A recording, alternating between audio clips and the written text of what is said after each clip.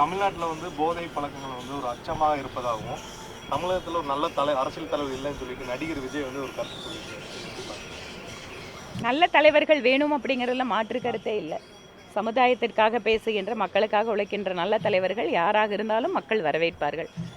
நல்ல தலைவர்களை உருவாக்கணும் அப்படின்னு சொன்னால் அரசியல் கட்சிகளும் அதற்கான பணிகளை செய்கிறாங்க. அவரும் புதுசாக அரசியல் கட்சியை உருவாக்கியிருக்காரு. ஸோ எந்த அளவுக்கு அவர் அதுக்கான முயற்சி எடுத்து எப்படி சக்ஸஸ் பண்ணுறாருன்னு வரக்கூடிய காலத்தில் பார்ப்போம். படித்தவர்கள் வரணும் அப்படிங்கிற மாதிரி சொல்கிறாங்க. ஒரு ஸ்டாட்டிஸ்டிக்ஸ் படி பார்த்தோம் அப்படின்னா 70% மேலே இப்போ இருக்கிறவங்க எல்லாருமே வந்து படித்தவங்க. எதை டிபெண்ட் பண்ணி அவர் இப்படி சொல்கிறாருன்னு பார்க்குறேன். படித்தவங்க ஆல்ரெடி இருக்கிறாங்க. இல்லை, படித்தவர்கள் வரணும் அரசியலுக்கு அப்படிங்கிறது ஒரு 20 வருஷத்துக்கு முன்னாடி அது ஒரு முக்கியமான ஒரு இதுவாக இருந்திருக்கலாம். இன்றைக்கி தமிழ்நாட்டோட கல்வி அறிவு, இன்றைக்கி வந்து உயர்கல்வியில் மாணவர்கள் வந்து வரக்கூடிய சதவீதம்லாம் பார்த்தாலே இன்றைக்கி அரசியலில் நீங்கள் நம்மளோட சட்டமன்ற உறுப்பினர்கள் கூட பார்த்துட்டிங்கன்னா ஒரு டிகிரி வாங்கியிருக்கிறவங்க நிச்சயமாக அதிகமாக தான் இருப்பாங்க.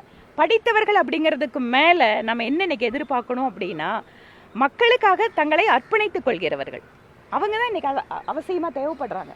படித்தவங்க வந்து எத்தனையோ பேர் வந்து ஊழல் விஷயத்தை ஈடுபடுறதை நம்ம பார்க்குறோம். படித்தவங்க எத்தனையோ பேர் வந்து சுயநலத்துக்காக இருக்கிறத பார்க்குறோம்.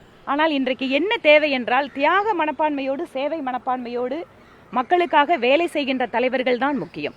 அதை நோக்கி திரு நடிகர் விஜய் அவர்கள் செல்வார் என்றால் பார்க்கலாம் எந்த அளவுக்கு. போதை பழக்க வழக்கங்கள் தொடர்பாக பேசக்கூடிய அவர்களுடைய படத்திலே அதிகமான சிகரெட் குடிக்கிறது, மாதிரியான காட்சிகளை நிறைய நடிச்சிட்டு இருக்காரு.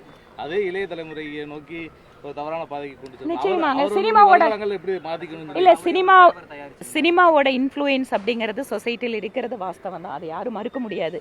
ஆனால் சினிமா நடிகர்கள் வந்து அரசியல் கட்சி ஆரம்பிக்கும் போது அவங்கெல்லாம் இதுக்கு பதில் சொல்லணும். தாங்கள் வந்து ஒரு காலத்தில் எப்படியெல்லாம் செயல்பட்டிருக்காங்க அப்படிங்கிறதுக்கு அது அவங்க தான் பதில் அளிக்கணும். அரசியல் தலைவராக மாறினதுக்கு அப்புறம் அவங்களோட செயல்பாடுகள் எப்படி இருக்குங்கிறத நம்ம மக்கள் பார்ப்போம். செய்திகளை உடனுக்குடனும் துல்லியமாகவும் தெரிந்து கொள்ள சப்ஸ்கிரைப் பண்ணுங்க.